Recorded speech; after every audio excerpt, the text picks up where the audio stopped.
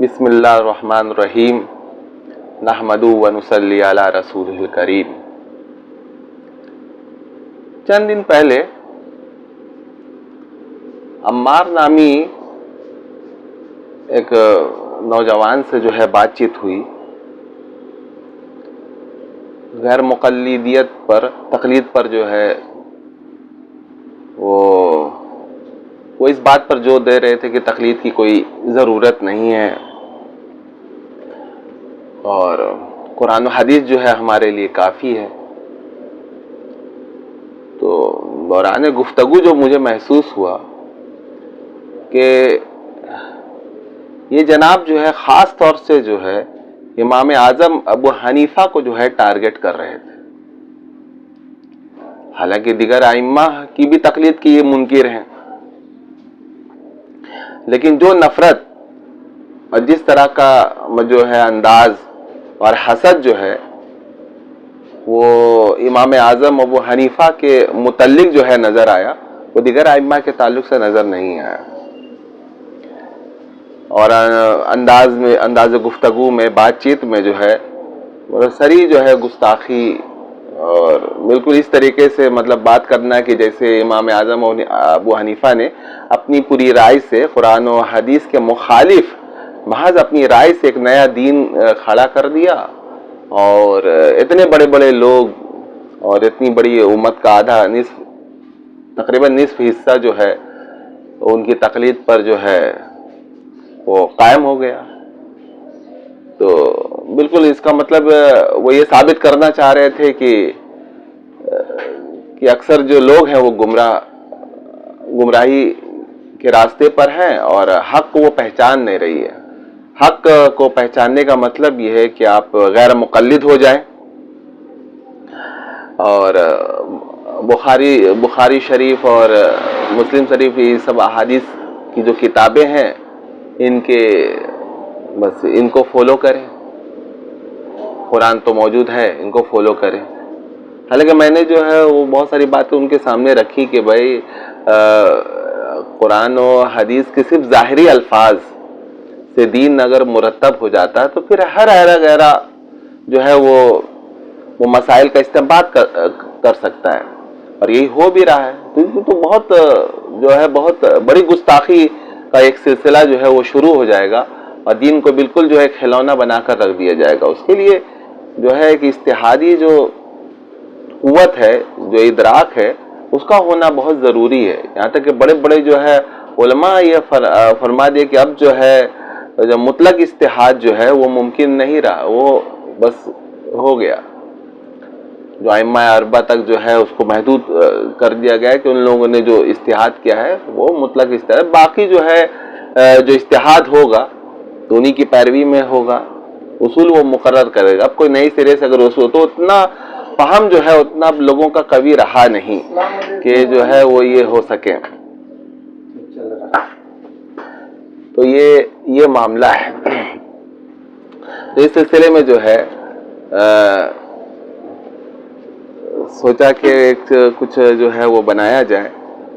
تو انوار الباری کا جو ہے شرح بخاری کی وہ کتاب ہے انوار الباری، تو اس کا جو ہے میں مطالعہ کر رہا تھا، تو اس میں بہت سی باتیں جو امام اعظم ابو حنیفہ کی شان میں جو آئی ہیں سامنے، تو اس سے یہ اندازہ ہوا کہ بہت سارے لوگ جو اس وقت جو ہے غیر مقلدیت کے جو ہے علم بردار بنے ہوئے ہیں، مرزا جہلمی اور مرزا انجینئر کو فالو کر رہے ہیں اور آن لائن جو ان کو استاد مانے ہوئے ہیں، تو علم کی کمی کی بدولت مانے، وہ اصل میں وہ سمجھ نہیں سکے کہ امام اعظم ابو حنیفہ نے جو اجتہاد کیا ہے وہ بالکل وہ قرآن و حدیث پر جو ہے وہ مبنی ہے، اور اس کی پوری بنیاد جو ہے وہ قرآن و حدیث ہے۔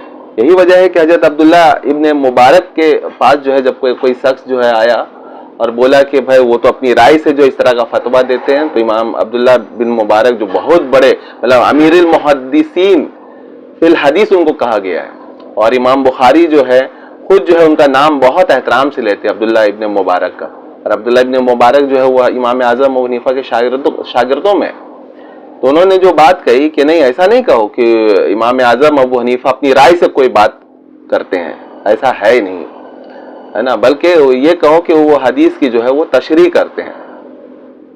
یہ جو بات آئی ہے سامنے یا ان کا جو یہ رائے تم کو لگ رہا ہے، یہ ہے ہی نہیں. یہ قرآن و حدیث کے بہت ہی دقیق جو ہے وہ نقطے ہیں جو امام اعظم و حنیفہ پہ تو کھلے، لیکن بعد کے جو لوگ ہیں بہت سے بڑے بڑے لوگوں پر بھی وہ کھل نہیں سکے. یہی وجہ ہے کہ ایک امام جو ہے وہ کہتے ہیں کہ مطلب اولیاء اللہ میں سے بھی بہت کم ہی کو جو ہے یہ اللہ تعالیٰ نے دیا ہے اہل کشف اور اہل مشاہدہ میں سے، جو امام اعظم و حنیفہ کے دقیق نقطے تک پہنچ سکے. وہ بالکل ان کی جو سوچ ہے اور جو ان کے فتاوے ہیں وہ قرآن و حدیث پر ہی مبنی ہے. کیونکہ ہم کو جو ہے وہ ظاہری الفاظ میں وہ ملتے نہیں ہیں تو ہم جو ہے یہ ہو جاتے ہیں کہ امام اعظم حنیفہ کی جو یہ بات ہے وہ صریح اور صحیح حدیث کے جو ہے خلاف ہے، جبکہ ایسا ہے ہی نہیں. اب بتائیے کہ امام اعظم ابو حنیفہ جو ہیں وہ 12.5 لاکھ فقہی مسائل جو ہے انہوں نے تدوین کی، اور ظاہر ان میں ان کے شاگرد بھی شریک تھے. 40 سے زائد جو ہے وہ اجتہاد کے درجے پہ پہنچے ہوئے لوگ تھے اور سینکڑوں جو ہے ان کے شاگرد بھی تھے اس میں. تو یہ پورا کا پورا جو فقہی جو مواد ہے یہ امام اعظم ابو حنیفہ کی سرپرستی میں جو ہے یہ مرتب ہوا ہے. 12.5 لاکھ. تو یہ ان کی ذاتی رائے سے انہوں نے اتنا بڑا جو ہے مواد یہ کر دیا نہیں. یہی وجہ ہے کہ حضرت شاہ انور صاحب کاشمیری رحمۃ اللہ فرماتے تھے کہ امام اعظم حنیفہ کے تمام مسائل جو ہے وہ قرآن و حدیث پر مبنی ہے اور بہت قوی دلائل پہ جو ہے وہ مبنی ہے، سوائے 1-2 مسائل میں کچھ اگر دلیل کمی رہ گئی ہو تو رہ گئی ہو، لیکن 12.5 لاکھ میں صرف 1-2 کہہ رہے ہیں کہ 1-2 میں اگر کمی رہ گئی تو رہ گئی، لیکن باقی سب کے سب جو ہے قوی دلائل پر منحصر ہے. اور اس کو جو ہے بہت اہل کشف اور اہل مشاہدہ میں بہت انتہا درجے پہ جو پہنچے ہوئے لوگ ہیں وہ اس کا ادراک کر سکتے ہیں.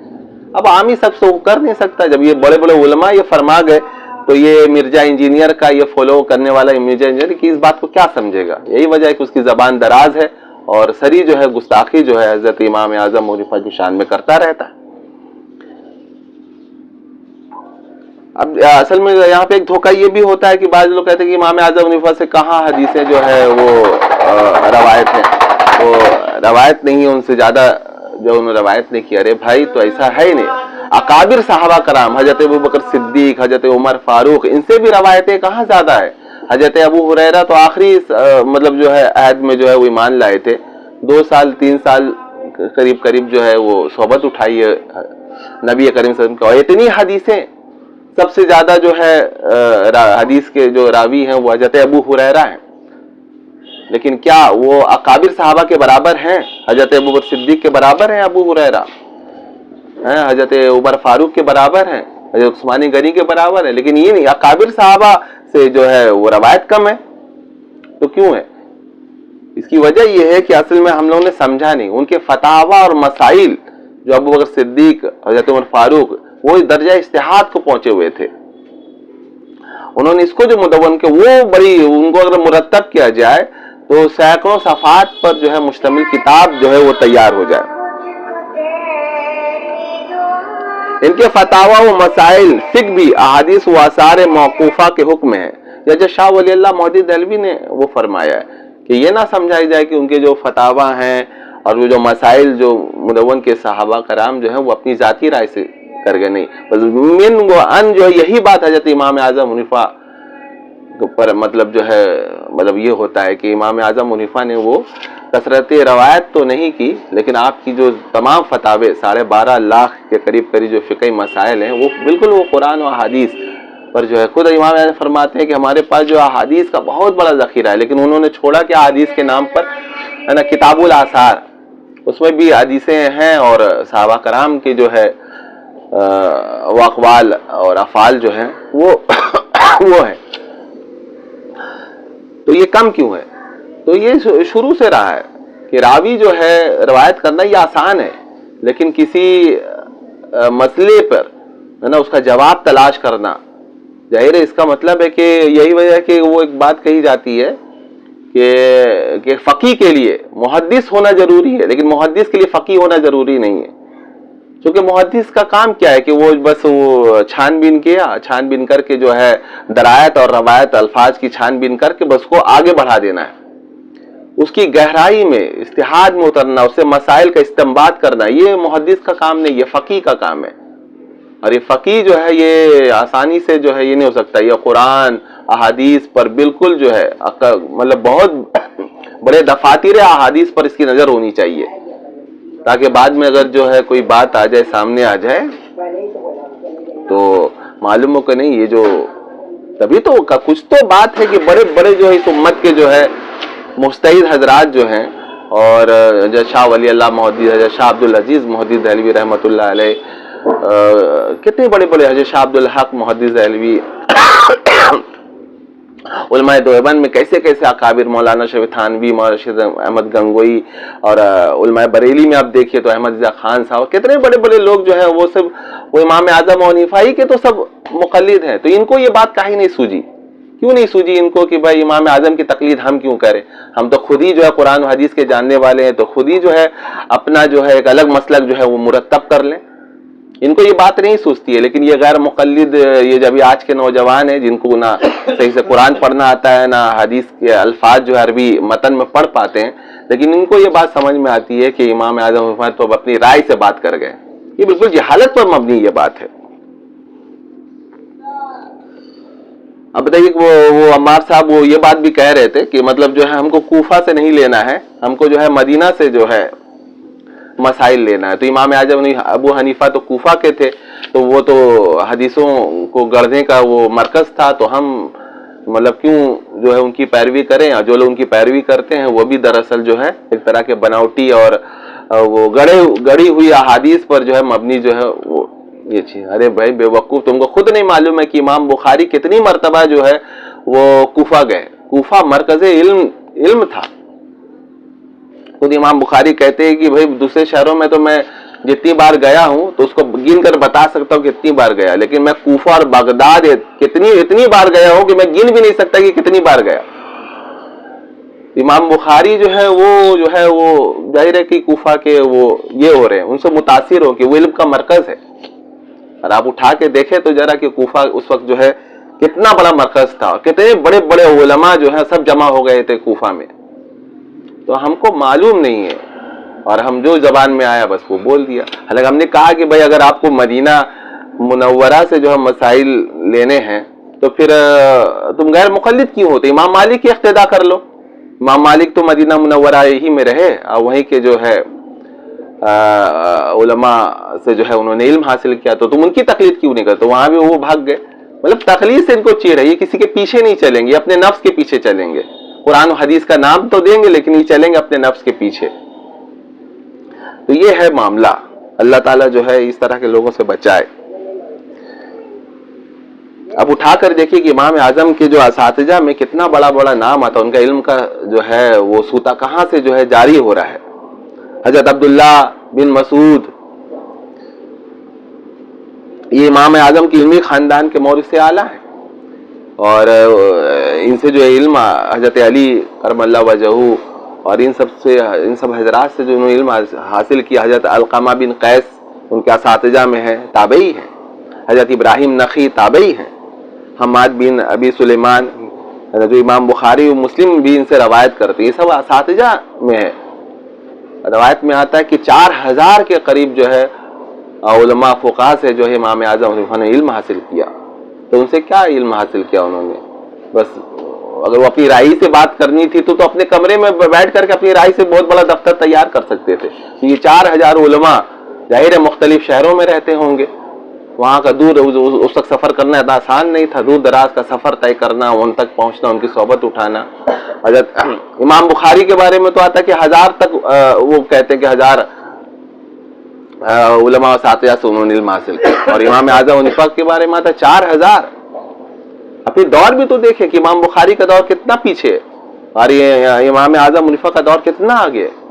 روایت میں آتا ہے کہ حضرت انس بن مالک جو صحابی رسول ہیں، ان کا دیدار جو ہے حضرت امام اعظم حنیفہ نے کیا ہے. اس وجہ سے اکثر جو ہے راوی اس طرف گئے ہیں کہ آپ تابعی میں ہیں. تو بتائیے جو دور تابعی میں ہو، اور اس کو خیر القرون کہا گیا اس دور کو، تو مطلب جھوٹ کا وہ دور نہیں تھا. سب لوگ جو ہے امین، امانت دار اور سچے لوگ تھے. تو وہ دور جو ہے وہ یہ ہو گیا، وہ رائے پر مبنی جو ہے وہ پیش کرنے والے ہو گئے، اور امام بخاری کا جو دور آیا تو یہ اس زمانے میں احادیث جمع ہوئی اور یہاں حق پہنچا اور وہ لوگ حق سے غافل تھے.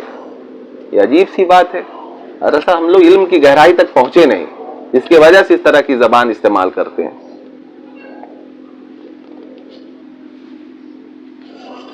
اچھا، امام صاحب کا سفر آپ دیکھیے، سفر علم کے لیے جو سفر کیا ہے، تو کیا اس میں جو ہے مکہ معظمہ اور مدینہ منورہ نہیں ہے؟ وہاں کے علماء، فقہاء، محدثین صاحب سے علم حاصل نہیں کیا؟ ذرا پڑھے تو صحیح، آپ کو معلوم ہو امام اعظم کا کچھ تو بات ہے کہ آخر امام اعظم حنیفہ کا مسلک سب سے زیادہ کیوں پھیلا، اور امام بخاری کا جو یہ تھا جو ان کا مذہب اور اس طرح مراتب، وہ تو پھیلا ہی نہیں. خود ان کے دور میں کسی نے ان کی تقلید نہیں کی. امام بخاری ایک محدث کی حیثیت سے جو ہے مشہور ہوئے. بخاری شریف جو ہے قرآن کے بعد سب سے صحیح ترین کتاب جو ہے یہ ہوتی ہے، لیکن تقلید تو کوئی امام بخاری کی نہیں کرتا. تو کچھ تو بات ہے کہ تقلید امام اعظم کی کیوں کی جاتی ہے؟ امام مالک، امام شافعی، امام احمد بن حنبل کے مقلدین بہت کم ہیں. جتنے حنفیہ دنیا میں ہے، ایک ایک ملک جو ہے وہ پورا کا پورا جو ہے وہ حنفی ہے. ترکی پورا کا پورا حنفی ہے. یہ ہندوستان کے 98-99% لوگ جو وہ حنفی ہیں. پاکستان کا وہی حال ہے، اب افریقی ممالک کا بھی وہی حال ہے. تو کیوں ہے بھائی؟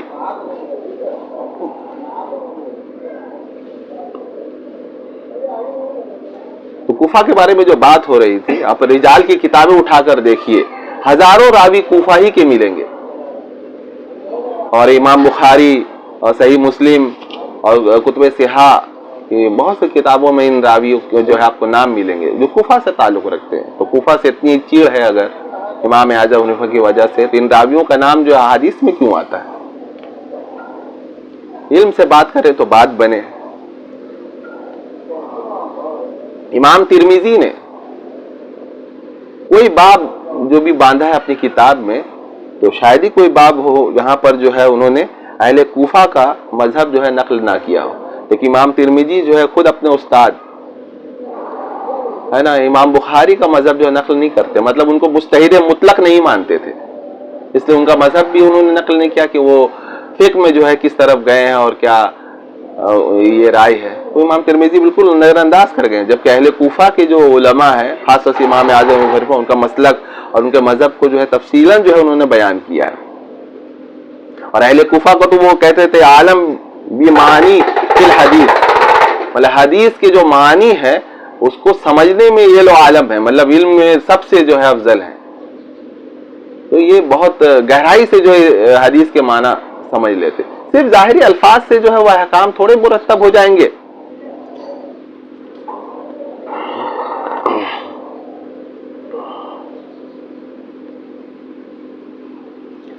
اصل یہ ہے کہ امام اعظم حنیفہ کو یہ مقام اور مرتبہ یوں ہی نہیں مل گیا ہے کہ نبی کریم صلی اللہ علیہ وسلم سے ایک حدیث شریف جو ہے وہ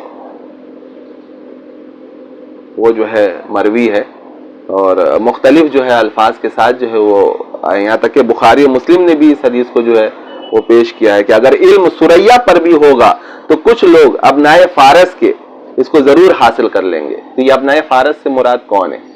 تو اکثر جو ہے علماء جو ہیں فقہاء اس بات پہ جو ہے متفق ہیں کہ اس سے مراد جو ہے امام اعظم ابو حنیفہ ہیں، کیونکہ آپ فارسی النسل تھے. تو جس کی مطلب جو ہے خوشخبری اور بصارت جو ہے نبی کریم صلی اللہ علیہ وسلم نے دی ہو، تو ظاہر اس کی مقبولیت کو کون روک سکتا ہے؟ اب آپ چڑھتے رہیں، آپ حسد کرتے رہیں ایسی مبارک ذات سے، اور اتنا بڑا انہوں نے جو تقویٰ، پرہیزگاری اور ان کی ولایت کا جو معاملہ ہے وہ تو ایک الگ وہ چیپٹر ہے. اس پر اگر بات ہو تو آپ بالکل حیران رہ جائیں گے کہ کوئی اتنا بڑا علم والا ہو اور اتنا پھر اس کے ساتھ یہ تقویٰ اس طرح جو ہے وہ جمع ہو جانا اس درجے کا، اور سخاوت جو ہے ان کی، کیونکہ وہ بہت کاروبار کرتے تھے، بہت بڑے تاجر تھے. تو اپنی تجارت کا اکثر جو ہے وہ حصہ جو ہے بڑے بڑے علماء، صوفیاء، زاہدین ہے نا، ان کی جو ہے خدمت میں جو ہے وہ اپنی رقم کو جو ہے بالکل بغیر سوچے سمجھے جو وہ خرچ کرتے تھے. سب کی خدمت وہ کرتے رہتے تھے. وہ تو ایک الگ چیپٹر ہے. کوئی ان کے برابر جو ہے پہنچنے کا مطلب سوچنا بھی جو ہے وہ مشکل ہے کہ کوئی ان تک پہنچ سکے. یہاں تک کہ دیکھیے جو ان کے مطلب جو ہے ناقد ہوئے ہیں امام اعظم ابو حنیفہ کے، انہوں نے بھی مانا ہے کہ اس حدیث میں جو وہ کہا گیا ہے کہ ابن فارس کے کچھ لوگ جو ہے اگر علم ثریا پر بھی ہوگا تو حاصل کر لیں گے. جیسے حافظ ابن حجر عسقلانی یہ ناقد میں ہے، انہوں نے اپنی تہذیب التہذیب میں بھی جو ہے اس کو کہا ہے کہ اس سے جو ہے وہی مراد ہے. اور جہاں تک رویت انس بن مالک کا معاملہ ہے کہ یہ امام اعظم ابو حنیفہ جو ہے تابعین میں ہے، تو اس کا بھی اقرار انہوں نے کیا ہے کہ حافظ ابن حجر عسقلانی نے کہ امام صاحب نے حضرت انس رضی اللہ تعالیٰ عنہ کو دیکھا ہے. حافظ ذہبی نے تذکرۃ الحافظ میں، اور نواب صدیق حسن خان جو غیر مقلدوں کے بھی امام مانے گئے، انہوں نے بھی اس بات کے تاج الملل کتاب ان کی، اس میں انہوں نے رویت انس کا اقرار کیا ہے. جو تابعی ہو، تابعی کا مقام ایسے ہی بلند ہے، تو اس تابعی اور اتنا بڑا علم کا جو ہے پہاڑ، اس کو بس جو چاہا زبان پہ آیا اور بول دیا. ذرا سا نہیں سوچا جاتا کہ بھائی کہ ہم جتنی بڑی شخصیت کے بارے میں بول رہے ہیں کچھ تو پہلے ان کے بارے میں پڑھ لیں، کچھ تو گہرائی ہوگی. اتنے بڑے بڑے اولیاء کرام، حضرت خواجہ معین الدین چشتی اجمیر رحمۃ اللہ علیہ، حضرت نظام الدین اولیاء رحمۃ اللہ علیہ، حضرت خواجہ قطب الدین بختیار کاکی رحمۃ اللہ علیہ، حضرت خواجہ باقی باللہ رحمۃ اللہ علیہ، حضرت مجدد الفسانی شیخ احمد فاروقی سریندی رحمۃ اللہ علیہ، اتنے کا نام میں گنا ہوں، سب کے سب حضرت امام اعظم ابو حنیفہ کے جو ہے مقلد رہے ہیں. اتنے بڑے بڑے ولایت کے مطلب اونچے مقام پر مجدد الفسانی ہے، 1000 سال کے مجدد ہے، وہ اپنے آپ کو جو امام اعظم حنیفہ کے زیر نگی رکھتے ہیں، کہتے نہیں میں تقلید سے باہر نہیں جا سکتا. اور آج کا جو ہے نوجوان جو کچھ بھی نہیں جانتا ہے وہ مستغنی ہو گیا، اس کو کوئی ضرورت نہیں ہے کہ وہ امام اعظم حنیفہ کی تقلید کرے یا دیگر ائمہ کی تقلید اس کے لیے ضروری ہو. نہیں، بس وہ اپنے خیالات کو اور اپنی تحقیق کو کافی سمجھ رہا ہے قرآن و حدیث سے جو ہے مسائل نکالنے کے لیے. بہت بڑا دھوکہ ہے. اللہ تعالیٰ اس دھوکے سے بچائے، شیطان لعین کے فریب سے بچائے. آمین یا رب العالمین.